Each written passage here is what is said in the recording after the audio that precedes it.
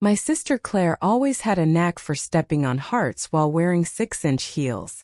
The day she showed up at my doorstep, designer suitcase in tow, I should have known her crown of self-entitlement hadn't cracked, even if her perfect life had. It was a rainy Tuesday evening, the kind where the world feels like it's drowning in gray. I was curled up on my couch, nursing a mug of chamomile tea, when the doorbell rang like an accusation. I opened the door to find Claire, my older sister by 3 years, standing there like she just stepped off a runway. Her blonde hair was immaculate despite the downpour, and her cashmere coat screamed money I'd never touch. She didn't smile. She didn't hug me. She just said, "Emma, I need to stay here for a while." No explanation, no apology, just Claire, expecting the world to bend to her will as always. I should have said no. I should have pointed out that we hadn't spoken in 2 years, not since she'd called my life tragically small at our last family reunion. But she was my sister, and the word family has a way of twisting your arm. So I let her in, her heels clicking on my scuffed hardwood floor like they were judging it. My one-bedroom apartment, with its mismatched furniture and peeling wallpaper, suddenly felt like a cardboard box under her gaze. Claire had always been the golden child. Growing up, she was the one with the beauty pageant sashes, the straight-A report cards, the boyfriends who drove convertibles. I was the quiet one, content with my books and my part-time job at the library. She built a life of champagne wishes and caviar dreams, married a hedge fund manager, lived in a penthouse with a view of the city skyline, vacationed in places I couldn't pronounce. Meanwhile, I taught 3rd graders how to read, paid my bills on time, and found joy in the small things, like the way my students' faces lit up when they mastered a new word. Our lives were worlds apart, and she'd made it clear she thought mine was beneath her. So why was she here? I didn't ask right away. I was too busy watching her survey my home like a health inspector. She dropped her suitcase by the couch, wrinkled her nose at the faint smell of my lavender candle, and said, "This place is quaint." The word landed like a slap. I bit my tongue and offered her tea, which she declined with a wave of her manicured hand. "I don't drink anything that doesn't come with a label," she said, half smirking. I forced a smile and told myself she was just tired. That first night, I gave her my bed and took the couch. I lay awake, listening to the rain and wondering what had gone wrong in her glittering world. She didn't offer details, and I didn't pry, not yet. But over the next few days, the pieces started to fall into place. A cryptic phone call she took in the bathroom, her voice low and sharp. A text she left open on her phone about liquidating assets. The way she flinched when I asked about her husband, Mark. Claire's life, it seemed, had hit an iceberg, and my tiny apartment was her lifeboat. I tried to be kind. I cooked her favorite meals: lasagna, chicken stir-fry, even the chocolate chip cookies she used to steal from my plate as kids. She barely ate, picking at her food like it was an insult to her palate. "You really should invest in better ingredients, Emma," she said one night, pushing her plate away. "Organic is the bare minimum."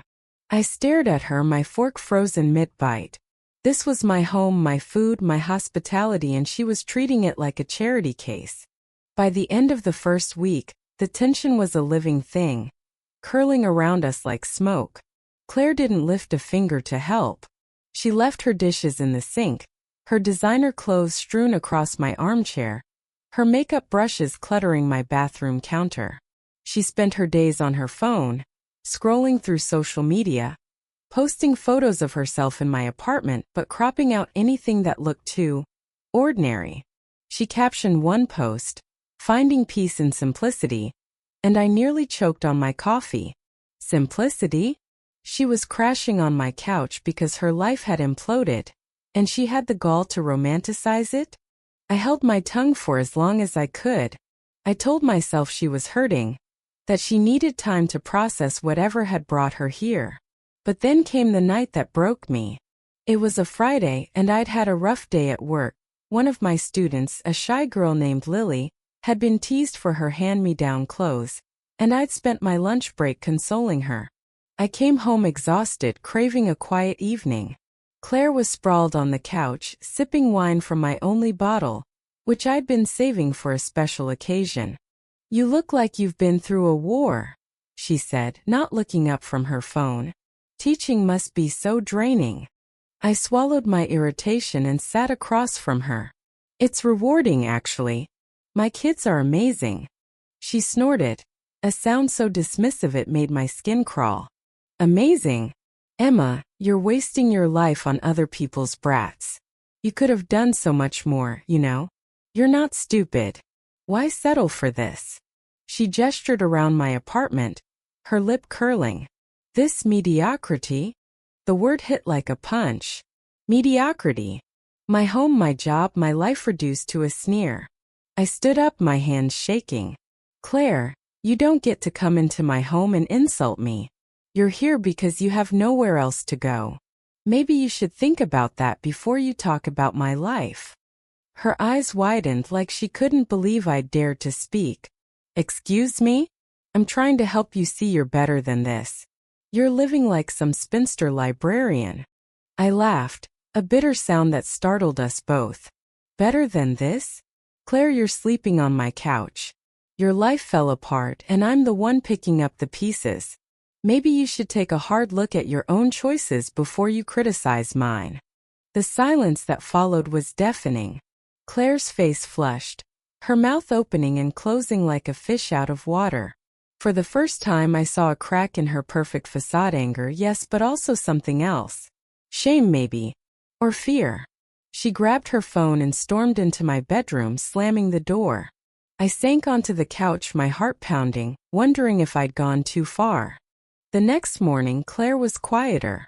She didn't apologize, she never did, but she made coffee, which was as close to a peace offering as I'd get. I sipped it, bitter and overbrewed, and wondered how long we could keep this up. I loved her despite everything, but love doesn't erase resentment. I wanted to know what had happened to her, why she was here, but every time I asked, she deflected with a smile or a subject change. It was like living with a ghost who refused to admit they were dead. Days turned into weeks and the tension ebbed and flowed. Some moments felt almost normal, like when we watched old movies and laughed at the same lines we'd quoted as kids. But then she'd say something cutting about my clothes, my job, my lack of ambition, and the fragile truce would shatter. I started to notice how tired she looked, how her makeup couldn't hide the dark circles under her eyes. Something was eating at her, but she wouldn't let me in. One night I found her crying in the bathroom, her phone clutched to her chest. I knocked softly, and when she didn't answer, I pushed the door open. "Claire, talk to me," I said, my voice gentler than I felt. "What's going on?" She wiped her eyes, smearing mascara across her cheek. "It's nothing. Just stress. Stress doesn't make you show up at my door with no warning. Tell me the truth." She looked at me, her eyes raw and vulnerable for the first time in years. "Mark left me," she whispered. He took everything. The money, the house, the cars. I have nothing, Emma. Nothing." The words hung between us, heavy and sharp. I wanted to hug her, to tell her it would be okay, but part of me was angry that she'd let her pride keep this from me. Angry that she'd treated me like dirt while carrying this secret. "Why didn't you tell me?" I asked. "Because you wouldn't understand," she snapped, her vulnerability vanishing. "You've never had anything to lose." That stung more than anything else she'd said. I'd lost plenty, our parents, when I was barely out of college, my dreams of writing, sacrifice for a stable job, the closeness we'd once had as sisters. But I didn't say that. Instead, I walked away, leaving her to her tears and her pride. The next day, I came home to find a note on the kitchen counter. Claire's handwriting, elegant even in haste. "I'm sorry. I'll figure this out. Thanks for everything." Her suitcase was gone, her clothes cleared from my armchair. She'd left as suddenly as she'd arrived, and I didn't know whether to feel relieved or abandoned. I sat on the couch, staring at the empty space where her things had been. My apartment felt bigger, quieter, but not better. Claire had always been a storm, sweeping through my life and leaving chaos in her wake. But she was my sister, and despite everything, I wanted her to be okay. I picked up my phone and texted her, "Let me know you're safe." No reply came, but I didn't expect one. Claire never looked back. Weeks passed and I heard nothing. I went back to my routine teaching, grading papers, finding joy in the small victories of my students. But Claire's words lingered, like a bruise that wouldn't fade. Mediocrity. Was that really what my life was? I'd always thought I was content, but her judgment had planted a seed of doubt. I started noticing the cracks in my walls, the outdated furniture, the dreams I'd let slip away. Maybe she was right. Maybe I was settling. Then one morning I got a call from an unknown number. It was Claire. Her voice was shaky, but there was a warmth to it I hadn't heard in years. "Emma, I'm in a motel. I need help. Not money, just you." I drove to the address she gave me, a rundown place on the edge of town. She was waiting outside, her designer coat replaced by a thrift store jacket, her hair pulled back in a messy bun. She looked like a stranger, but also like the sister I'd once known, the one who'd braided my hair and shared her Halloween candy. We didn't talk much on the drive back to my apartment. She didn't apologize, and I didn't ask her to. Sometimes silence says enough. Claire stayed again, but this time was different. She helped with dishes, asked about my students, even laughed at my terrible puns. It wasn't perfect, her sharp edges were still there. And so were my insecurities, but it was a start. We were sisters, flawed and fractured, but maybe, just maybe, we could rebuild something real. Sister lived in luxury but crashed at my house, then had the nerve to insult me in my home. Claire's return wasn't a fairy tale reconciliation. It was more like two tectonic plates grinding against each other, threatening to crack but somehow holding together. She was still Claire, sharp-tongued, quick to judge, but there was a new fragility to her, like a vase glued back together after a fall. I wanted to believe we could fix what was broken between us, but trust is a slow-growing plant, and ours had been uprooted years ago. The first few days back, we tiptoed around each other. I caught her staring out my window one morning, her coffee untouched, her eyes tracing the gray skyline like it held answers. "You okay?" I asked, knowing the answer but hoping she'd let me in. She shrugged, her lips tight. "Just thinking." That was Claire's code for "don't ask." I let it go, but the questions piled up like unpaid bills. Where had she been? What had happened after she left my apartment? And why, after all her pride, had she come back? I got my first clue a week later.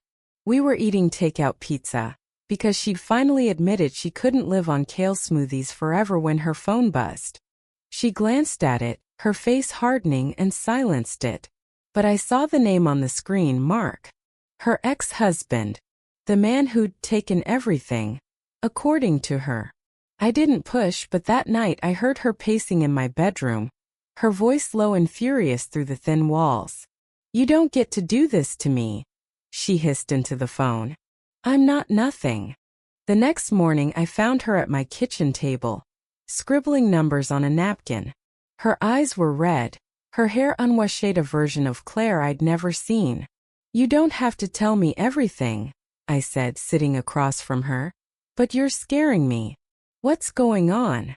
She didn't look up. "Mark's trying to ruin me," she said finally, her voice flat. "He's frozen my accounts, contested the divorce settlement, even spread lies to my friends. I have no job, no money, no home. I'm nobody now." The word nobody hit me hard.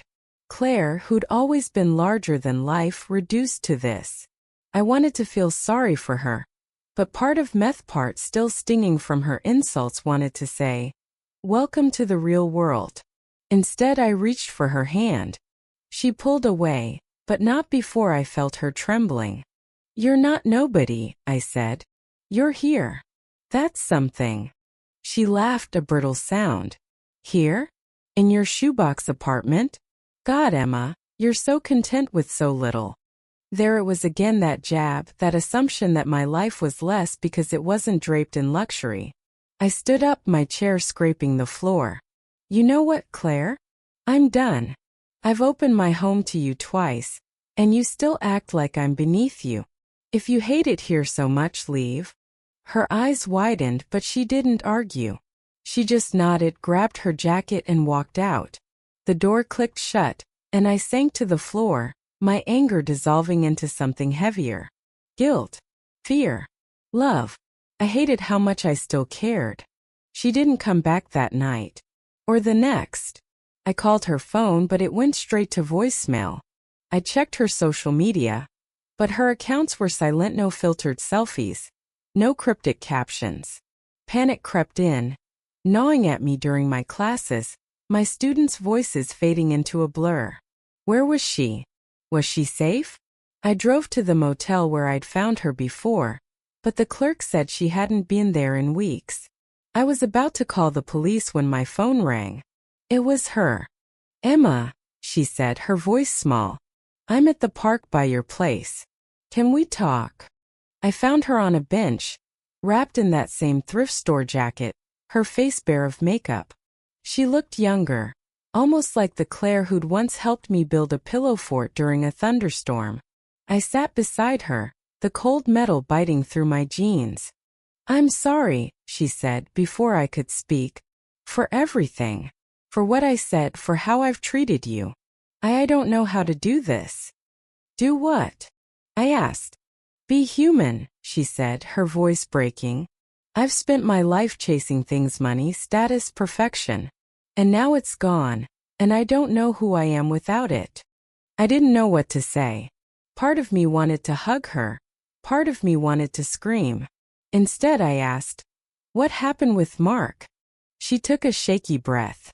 He was cheating. For years. When I found out, he turned it around on me, said I was too cold, too demanding. He cleaned out our accounts, kicked me out of the penthouse. I had nowhere to go, so I came to you. But I was too ashamed to tell you the truth. Why? I asked, though I already knew. Because you're you, she said. You're good, Emma. You've always been good. And I've been a terrible sister. Her words cracked something open in me. I thought of all the times I'd envied her confidence, her glamour, her seemingly perfect life. But now I saw the cost. She'd built her world on sand, and when the tide came in, it washed away. My life, small as it was, had roots. I'm not perfect, I said. And I don't want you to be either. Just be honest with me. Let me help. She nodded, tears spilling over. For the first time in years, we hugged, her arms tight around me like she was afraid I'd disappear. It wasn't a fix, but it was a start. Claire moved back in, and this time she tried. She washed dishes, folded laundry, even asked about my students' names. She started looking for work, not the high-flying job she'd once had, but something real, like a receptionist position at a local clinic. It wasn't glamorous, but she showed up, and that was more than I'd expected. We still fought. Old habits die hard, and Claire's tongue could still cut glass. But now when she snapped, she'd catch herself, apologize, try again. I wasn't perfect either. I held grudges. Let her words fester longer than I should. But we were learning slowly how to be sisters again. One night, over a bottle of cheap wine, she told me about her plans. I want to start over, she said. Not the life I had before, something real. Maybe I'll go back to school. I used to love painting, you know. I did know. I remembered her teenage sketches, vibrant and messy, before she decided art wasn't practical. You should, I said. You were good.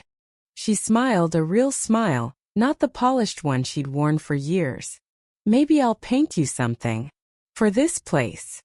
She gestured around my apartment, but this time there was no sneer in her voice.